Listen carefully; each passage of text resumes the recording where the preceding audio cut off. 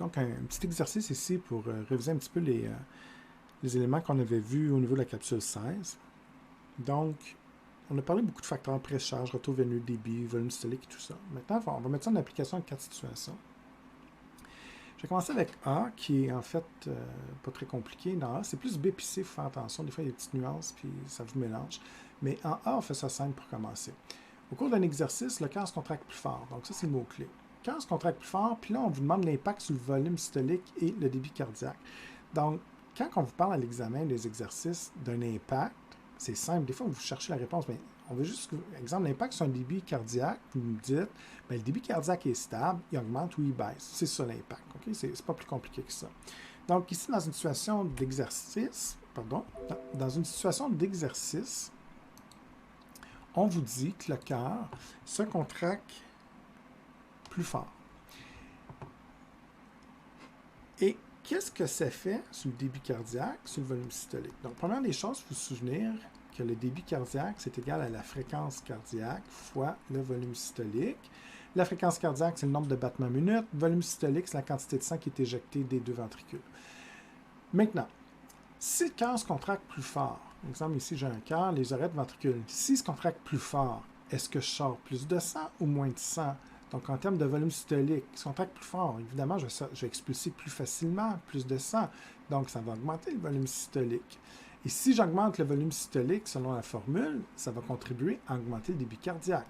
Donc, la réponse, c'est une augmentation du volume systolique et évidemment une augmentation du débit cardiaque. Et c'est logique. Si j'expulse plus de sang, c'est quoi la différence entre un débit cardiaque et un volume systolique? Le volume systolique, c'est un volume sanguin expulsé à l'extérieur des ventricules, mais le débit cardiaque, c'est la quantité de sang aussi, parfait, qui sort, mais par unité de temps. Donc, évidemment, si j'ai un plus grand volume de sang expulsé à l'extérieur, ça veut dire que par minute, ça va circuler plus, puis plus rapidement. Donc, c'est sûr qu'il y a une relation directe ici, on l'avait déjà vu d'ailleurs. Donc, on augmente le volume systolique, on augmente le débit cardiaque, évidemment, c'est un effet direct sur le débit. Puis pour ceux qui le comprennent mal, bien, vous donnez un exemple mathématique. Vous avez déjà donné le truc. Exemple, si j'ai un 2 fois 3 ici, puis là, je vous dis, ben, si je contracte plus fort, ça augmente le débit, le volume systolique, pardon, ben, au lieu d'un 3, je mets, mettons, un 10. Ben, 2 fois 10, ça fait 20, puis 2 fois 3, ça faisait 6. 20, c'est plus gros que 6, donc ça augmente le débit.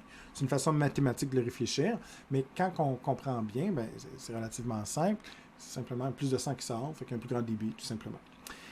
En B, on vous dit, vous relaxez en écoutant de la musique douce, donc vous n'êtes pas stressé, vous relaxez. C'est quoi l'impact? Donc, l'idée ici, c'est relaxer, donc on est au repos. C'est quoi l'impact sur la fréquence cardiaque, sur le volume systolique et le débit? Donc, fréquence cardiaque,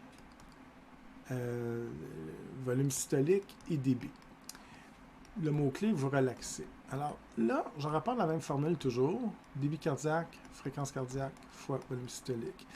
Évidemment, B puis C, c'est une diminution de fréquence cardiaque, mais en B, c'est normal, vous n'êtes pas en train de mourir. En C, c'est plus une pathologie. Donc, il est là un petit peu la nuance. Moi, la réponse que j'attends, vous êtes en train de relaxer chez vous, donc évidemment, si vous êtes stressé, la fréquence cardiaque augmente. Mais si vous êtes relax, en mode endormi devant la télé, ben, la fréquence cardiaque va diminuer un petit peu. Évidemment, tout est une question de chiffre, puis là, on ne vous le dit pas. Donc, il faut réfléchir à peu près, mais est-ce que vous passez d'une fréquence cardiaque de 75 à 60 ou de 75 à 74? Ce n'est pas le même impact. Évidemment, dans une situation comme celle-ci, vous êtes relaxé, ça ne diminue pas beaucoup si vous êtes en santé. Vous êtes un fréquence cardiaque de 75 battements minutes, puis vous descendez peut-être à 74, 73. Donc, ce n'est pas un gros impact. Fait que normalement, dans cette situation-là, moi, je m'attends que vous me dites que le volume systolique est relativement stable, il ne bouge pas vraiment. Les ventricules sont relativement pleins, puis même si je diminue le battement de 1 ou 2, ben, ça n'a pas tellement d'impact sur le volume systolique, c'est relativement négligeable. Par contre, je m'attends que la fréquence cardiaque diminue, parce que vous n'êtes pas stressé, donc on diminue la fréquence cardiaque. Je m'excuse. Donc, si la fréquence cardiaque diminue, ben, il y a un lien directement sur le débit. Vous relaxez, le cœur pompe moins vite. Pourquoi? Parce que vous n'avez pas vraiment besoin d'un maximum d'oxygène au cerveau ou aux muscles. Vous êtes relax, donc les besoins métaboliques sont plus faibles. Alors, on diminue la fréquence cardiaque, puis évidemment, bien, si le cœur se contracte moins vite par minute, bien, il y a moins de sang qui... En fait, le débit cardiaque est plus faible, moins de sang qui circule par minute, évidemment. Donc ça, c'est la réponse attendue, qui fait relativement du sens. Maintenant, il y a d'autres gens, et c'est pas la réponse que j'attends, mais il y a d'autres gens qui peut-être arriveraient à une réponse un peu différente et je pourrais l'accepter si elle est bien justifiée. Et c'est pour ça qu'à l'examen, je vous demande toujours d'expliquer. Pas juste de me dire monte, baisse. Souvent, je vais vous demander justifier votre réponse. Et des fois, je peux avoir des résultats, deux réponses inversées, mais si la justification est bonne, elle est correcte. C'est toute une question de nuance. Donc, si vous l'expliquez bien, on peut faire ça différemment. Parce que justement, il y a des gens qui se souviennent du cours de la capsule puis qui vont dire ouais, mais là, tu me dis qu'il relaxe, donc il diminue sa fréquence cardiaque. Et là, on avait vu qu'il y avait un facteur sur la durée de remplissage. Donc, le cœur ici,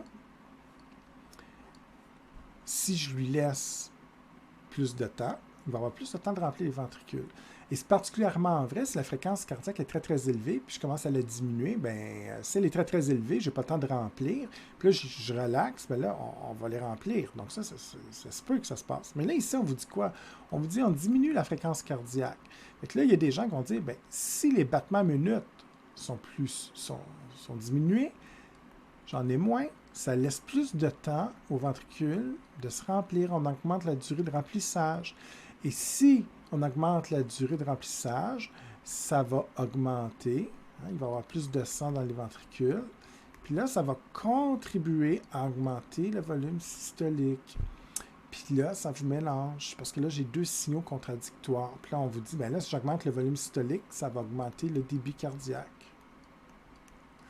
En même temps, je diminue la fréquence cardiaque, puis vous arrivez à la relation inverse.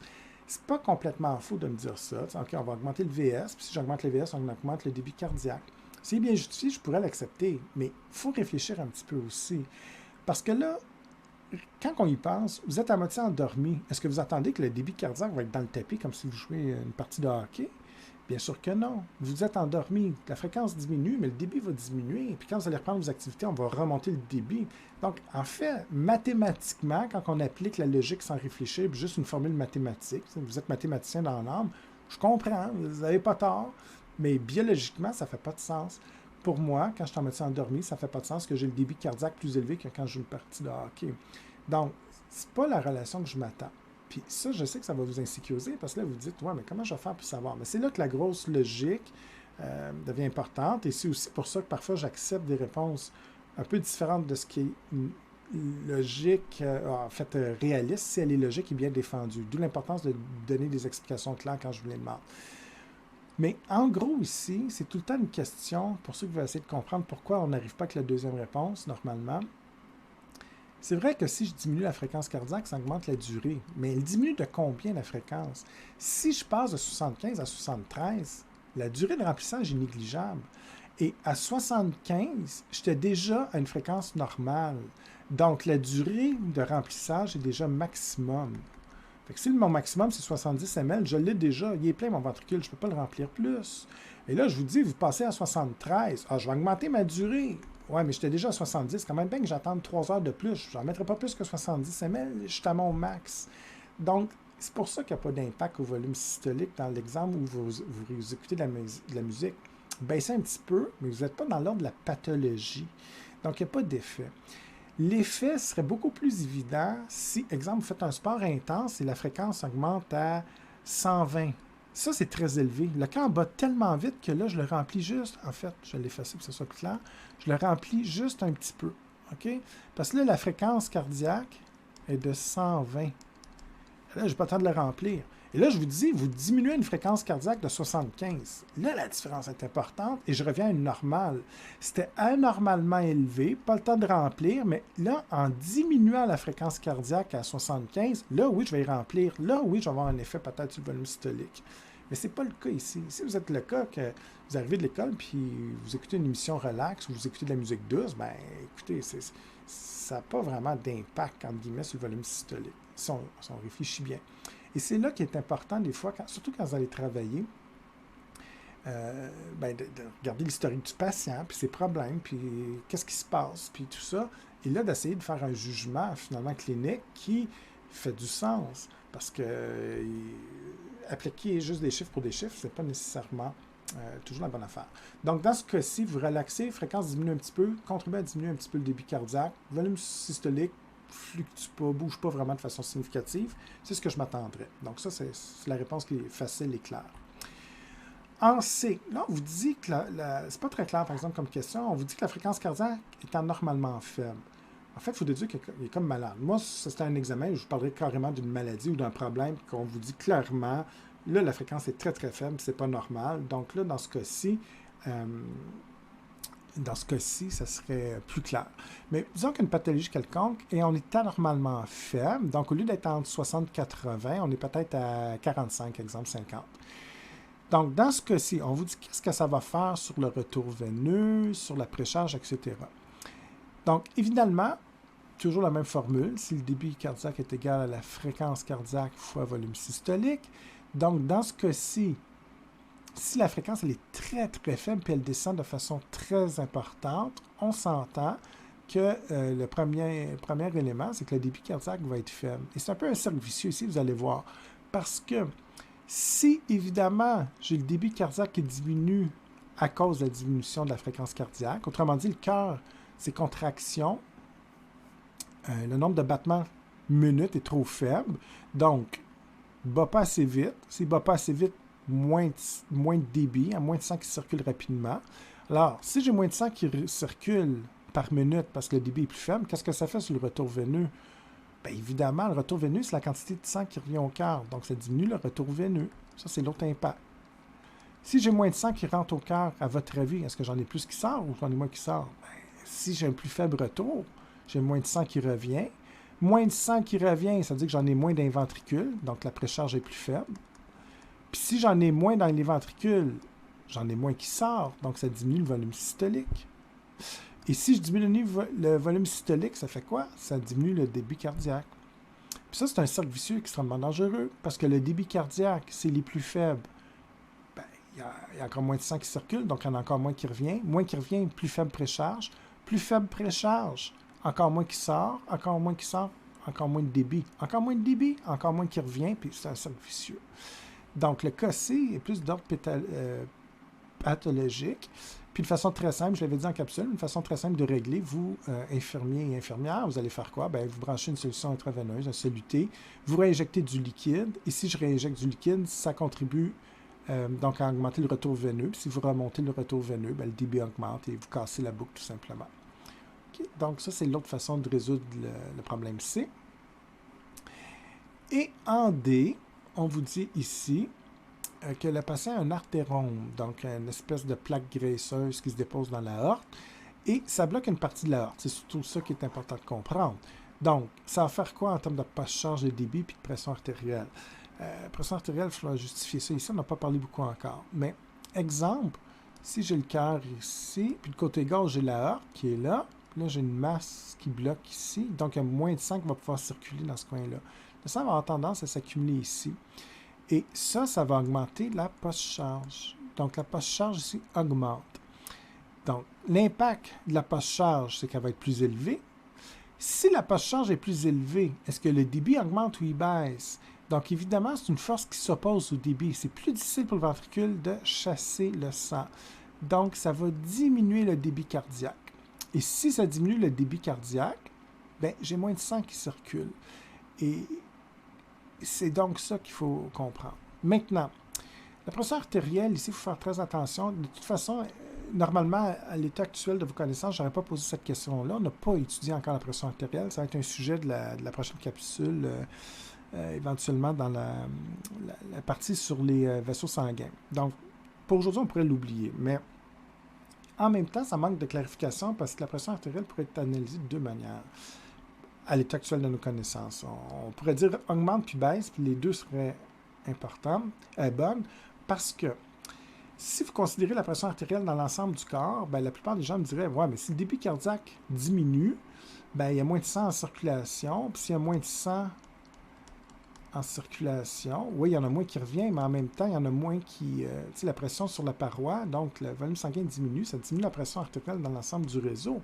Si je diminue la pression artérielle dans le réseau, parce qu'en fait, le volume sanguin diminue, pression plus faible, puis voilà. Mais là, il y a des gens qui vont dire, ouais, mais il y a accumulation de sang dans l'aorte. Donc, de point de vue local, la pression artérielle va augmenter au niveau de l'aorte qui est bloquée. Et ça, c'est vrai. Puis en plus, il y a des barorécepteurs qui sont là qui pourraient détecter une augmentation de pression. Donc, c'est assez difficile à expliquer en ce sens où on a comme deux signaux contradictoires, puis la façon que votre corps va l'interpréter, c'est difficile à dire. Parce qu'on a aussi des barorécepteurs au niveau des carotides qui, eux, vont probablement détecter une diminution de la pression artérielle parce que le débit est plus faible. Mais au niveau de la hearte, on va avoir un signal contradictoire qui va dire que la pression est très, très élevée. Puis je ne pourrais même pas vous dire comment le corps va s'adapter. Ça va être le plus fort qui l'emporte. Quel signal va être le plus interprété au niveau de l'encéphale. Donc, difficile ici d'expliquer. Puis comme c'est pas clair, si je vous avais dit la pression artérielle dans la hearte, là, vous n'aviez pas le choix, la pression est beaucoup plus élevée dans la hearte. Ici, ça suggère la pression artérielle systémique. Ben, là, c'est plus difficile à expliquer. Mais normalement, si vous me dites que le débit cardiaque est beaucoup plus faible à cause de la post-charge, bien évidemment, ça diminue la quantité de sang. Donc, la pression artérielle pourrait être considérée comme plus faible. Mais il faut faire attention aussi, c'est pas si évident que ça. Et d'ailleurs, c'est pour cette raison-là que à l'heure actuelle, je ne vous l'aurais pas mis dans un problème. Parce qu'on n'a même pas discuté encore dans les capsules. Donc, pour cet exercice-là, vous pouvez le refaire à la maison, essayer de le réfléchir un petit peu comme je l'ai fait. Et bientôt, je vais vous distribuer par Mio une vraie mise en situation. Donc ça, c'est juste pour réfléchir un petit peu, mais une vraie mise en situation qui va ressembler plus au problème d'examen. Donc, une situation médicale, puis comment le raisonner et tout. Puis, je vous enverrai le corriger également, puis ça va être vraiment ça qui va être le test ultime. Si vous êtes capable de faire ces exercices-là, bien évidemment, vous allez être bien prêt pour l'examen, pour cette partie-là. Dernier petit truc, souvent je vois, surtout en Bio 2, dans ce cours-là, peu importe le sujet qu'on aborde, des gens qui se plantent d'aplomb parce qu'ils partent à l'envers, parce que vous partez dans la compensation. Là, ça ne paraît pas beaucoup dans le cours, mais quand on va progresser, ça va devenir beaucoup plus mélangeant. Et là, on va faire une entente entre vous et moi. Si on ne vous parle pas de compensation, vous n'en parlez pas. Et à un moment donné, on va avoir des réponses hormonales, nerveuses, qui fait qu'on compense. Si le débit cardiaque diminue, comment on fait pour compenser? Donc, on va remonter. Donc, en bout de ligne, la pression augmente. Mais là, ce n'est pas ça qu'on vous parle. Et vous devez toujours distinguer si vous êtes en compensation pour régler un problème ou si c'est le problème. Quand je vous demande c'est quoi l'impact du problème, de la maladie, je veux savoir si la pression va être trop forte ou très faible à cause de la maladie. Mais des fois, vous basculez, puis là, vous m'expliquez, ben non, la pression va être faible parce que là, on est revenu à la normale, parce qu'on a fait telle réponse biologique. Oui, mais c'est pas ça la question.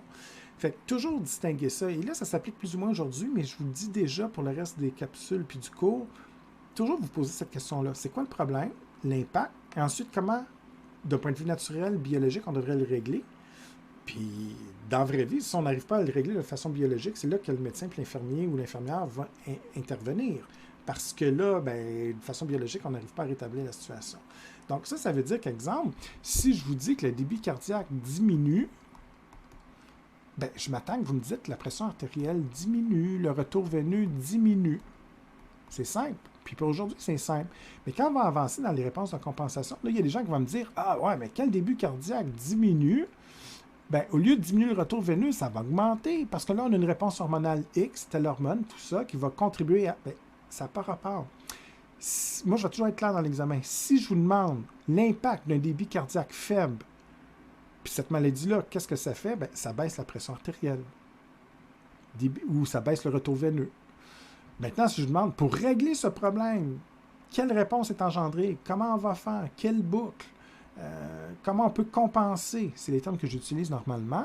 Alors là, oui, vous allez arriver peut-être, si vous êtes en compensation, la réponse inverse. Parce que si la pression est trop faible, on veut la remonter. OK, ça, c'est autre chose. Mais donc, truc général, toujours bien distinguer le problème de la solution. Donc, ici, c'est très simple. Les 4 problèmes, je voulais que vous m'identifiez le problème. Donc, il n'y a pas de compensation, mais éventuellement, je vais vous parler de compensation. Et ça sera une autre histoire pour une prochaine capsule. Donc, une chose à la fois, évidemment. Je vous souhaite une bonne étude. Des bons exercices, négligez-les pas, hein, revoyez-les pour l'examen, même si vous êtes très très bon. Et on va se revoir bien sûr pour une prochaine capsule. Dans la prochaine, je devrais avoir le temps de terminer le système cardiovasculaire. Donc, la dernière capsule va porter sur les vaisseaux sanguins et ensuite, vous allez avoir toute la matière qu'il faut pour l'examen sur le cardiovasculaire. Alors, bonne étude et à bientôt.